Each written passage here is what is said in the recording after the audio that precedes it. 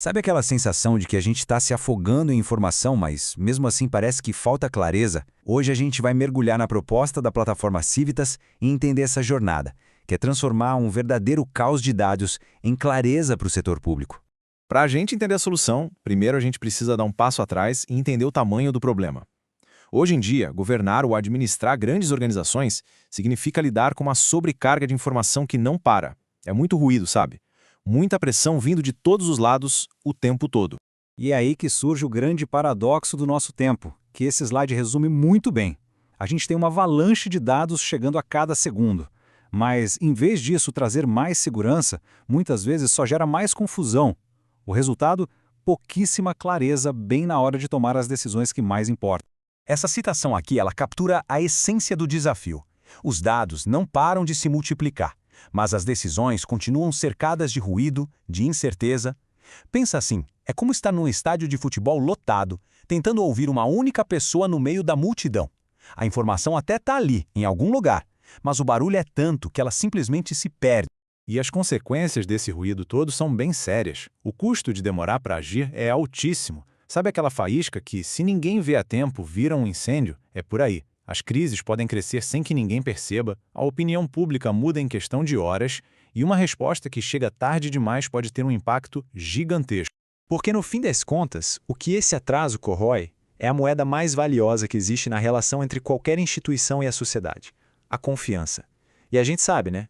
Uma vez que a confiança é quebrada, reconstruída é um trabalho danado. Mas e se existisse um jeito de virar esse jogo? É aqui que a gente começa a falar da solução, de uma nova infraestrutura que foi pensada justamente para organizar o caos e gerar clareza. É o conceito de inteligência pública. O que nos leva, então, à pergunta central de toda essa discussão. Num mundo com tanto ruído o tempo inteiro, como é que a gente consegue encontrar ordem no meio do caos? Bom, a resposta que a Civitas propõe é a criação de uma ponte. Imagina uma infraestrutura digital que conecta três universos que hoje quase nunca se conversam de forma integrada. De um lado você tem os dados oficiais do governo, do outro que está saindo nas notícias, e um ponto fundamental, o sentimento da sociedade, o que as pessoas estão de fato pensando e falando em tempo real. A ideia é transformar um monte de dados soltos em inteligência que pode ser usada na prática. A missão, então, dá para resumir de um jeito bem direto. São dados conectados que geram inteligência pública. A lógica é simples. Quando você une essas fontes de informação tão diferentes, o que surge é um retrato muito mais fiel e, claro, muito mais claro da realidade. Ok, a ideia geral faz todo o sentido. Mas como isso funciona na prática, no dia a dia? Agora a gente vai dar uma olhada por dentro da plataforma para entender quais são as ferramentas que ajudam a tomar essas decisões melhores. Então, a plataforma é toda organizada em módulos que trabalham juntos. Vamos passar rapidinho por cada um. Primeiro tem a sala de guerra digital, que é como se fosse um grande painel de controle, sabe? Centraliza todo o monitoramento ali. Depois, o radar de crises, que usa alertas preditivos para tentar identificar os riscos antes que eles virem um problemão. Aí vem o módulo de percepção social, que funciona como um termômetro do sentimento público, em tempo real. Uma ferramenta muito legal é a tradução cidadã, que pega aqueles dados super técnicos e transforma numa linguagem simples, para que todo mundo possa entender. E por fim, tudo isso alimenta o dashboard estratégico, que mostra os indicadores mais importantes de um jeito bem claro para ajudar na hora da decisão. No fundo, todas essas ferramentas servem a três objetivos principais. Primeiro, antecipar os problemas para não ser pego de surpresa.